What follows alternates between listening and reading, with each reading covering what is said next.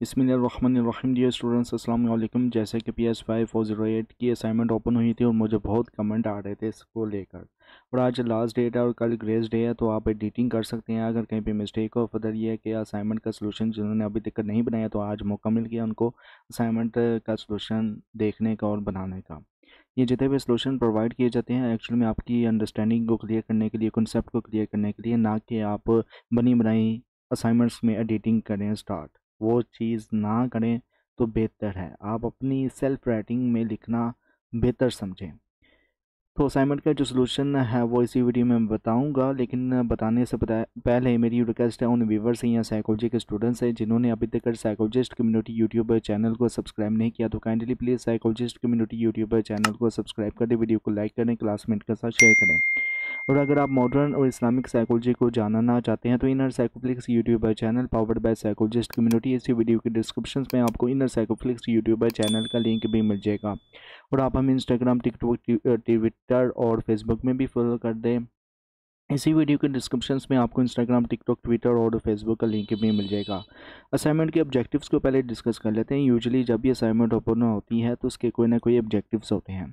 तो इस असाइनमेंट का मकसद है कि जो भी स्टूडेंट इस असाइनमेंट को कंप्लीट करेगा वो सीखेगा नंबर 1 पे नर्वस सिस्टम्स और एंडोक्राइन सिस्टम्स के की कंपोनेंट्स को रियल लाइफ सिचुएशंस में पहचान सकेगा। नंबर 2 पे इन सिस्टम्स के साइकोलॉजिकल और फिजियोलॉजिकल रिस्पॉन्सेस को ना एक्सप्लेन कर सकेगा। नंबर 3 पे सिंपैथिक और पैरासिम्पैथिक नर्वस सिस्टम के रोल्स में ना फ़र्क समझ सकेगा। नंबर लास्ट में जो है मतलब कि नंबर 4 पे मेजर एंडोक्राइन ग्लैंड्स और इनके हार्मोन्स के फंक्शंस को रिकॉग्नाइज कर सकेगा। आगे मज़ीद आपको बताया गया है कि डियर स्टूडेंट्स, प्यारे तालिब इल्म, ये जो है ना इस असाइनमेंट्स में ना 5 डिफरेंट सिनेरियोस दिए गए हैं और हर सिनेरियो में ना कोई बिहेवियर्स, इमोशनल रिस्पॉन्सेज या साइकोलॉजिकल रिएक्शंस इन्वॉल्व होते हैं। आपका टास्क है, आप कौन कौन सा टास्क है, नंबर 1 पे जो है वो ये कि हर सिनेरियो में इन्वॉल्व सिस्टम्स या ग्लैंड्स को ना आइडेंटिफाई करें। नंबर 2 पे अपनी चॉइस को जस्टिफाई करें बाय एक्सप्लेनिंग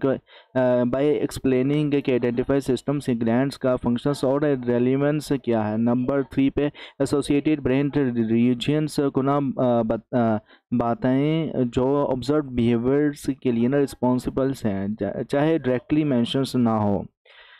तो स्नैरियो को भी मैं साथ साथ डिस्कस कर लेता हूँ, तो सलूशन की तरफ मैं आ जाता हूँ। बल्कि तो ये असाइनमेंट का सलूशन है, तो इसको आप मतलब कि स्नैरियो को पहले मैं डिस्कस कर लेता हूँ। एक ड्राइवर नोटिस करता है कि एक बच्चा ना अचानक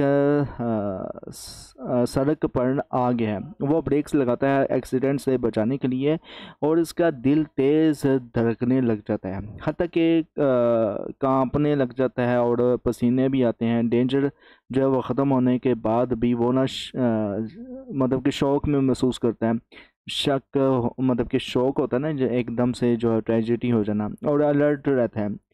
क्वेश्चन ये है कि इमरजेंसी में नर्वस सिस्टम्स का कौन सा डिवीजन्स एक्टिवेट होता है या एक्टिव होता है। ओके, अगर सॉल्यूशंस की बात की जाए पहले सिनेरियो की, तो ये सिस्टम्स नर्वस सिस्टम्स से बिलोंग रखता है, क्योंकि ना इसमें यह है कि ये इमरजेंसी में ना एक्टिव होता है और ये फाइट एंड फ्लाइट मोड में होता है। मतलब कि रिस्पांस देता है फाइट या फ्लाइट रिस्पांस में। दिल की धड़कन तेज़ होती है, मसल्स को ना ब्लड सप्लाई बढ़ता है और एड्रेनालाइन रिलीज़ होता है। एमिगडाला जो है वो डेंजर को डिटेक्ट करता है और हाइपोथैलेमस एड्रेनल मेडुला को सिग्नल देता है। ओके, एक तो ये हो गया सिनेरियो नंबर 1 का, मैंने आपको सॉल्यूशन बता दी है। अब सिनेरियो 2 की तरफ आते हैं। तो सिनेरियो 2 की बात की जाए तो इसमें ना ओवरऑल आपको बताया गया कि स्ट्रेसफुल एग्ज़ाम के बाद एक स्टूडेंट रिलैक्स होने के लिए अपना फेवरेट खाना खाता है। खाते वक्त उसका हार्ट रेट जो है ना वो स्लो हो जाता है, डाइजेशन बेहतर होती है और वो क्लेम और कंटेंट महसूस करता है। क्वेश्चंस ये है कि ऑटोनॉमिक नर्वस सिस्टम्स का कौन सा हिस्सा इन क्लेमिंग इफेक्ट्स के लिए ना रिस्पॉन्सिबल है। तो इसका जो सलूशन है वो मैंने कुछ इस तरह से बताया है। नंबर 1 पे ये कि ये ना पैरासिम्पैथिक नर्वस सिस्टम से बिलोंग रखता है। क्यों? और रैशनल में मैंने ये बताया कि ये रेस्ट और डाइजेस्ट सिस्टम्स है जो बॉडी को ना क्लेम करता है, हार्ट रेट स्लो करता है, डाइजेशन को प्रमोट करता है और स्ट्रेस हार्मोन्स को ना कम करता है, और वैगियस नर्वस इसमें ना इम्पोर्टेंट रोल प्ले करते हैं।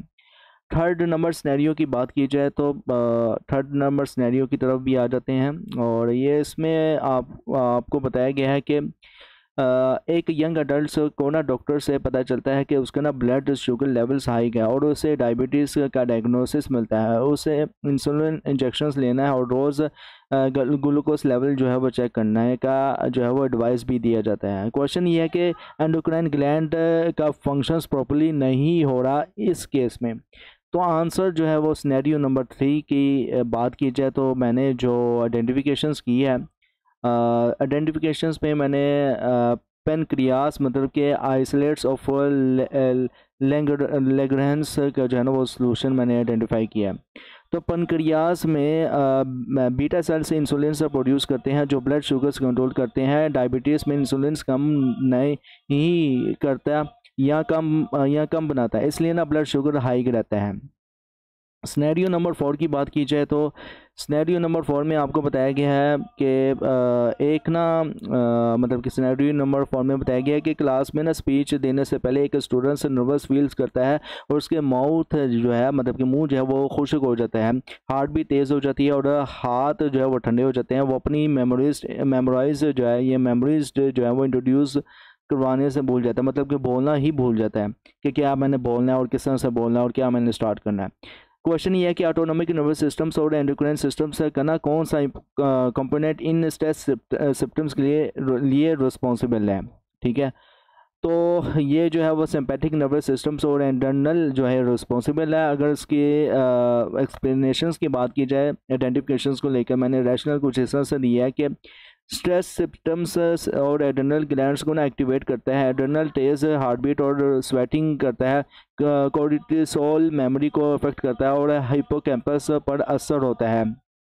लास्ट सिनेरियो की बात की जाए तो सिनेरियो नंबर 5 में आपको बताया गया है कि एक मदर अपने बच्चे को ना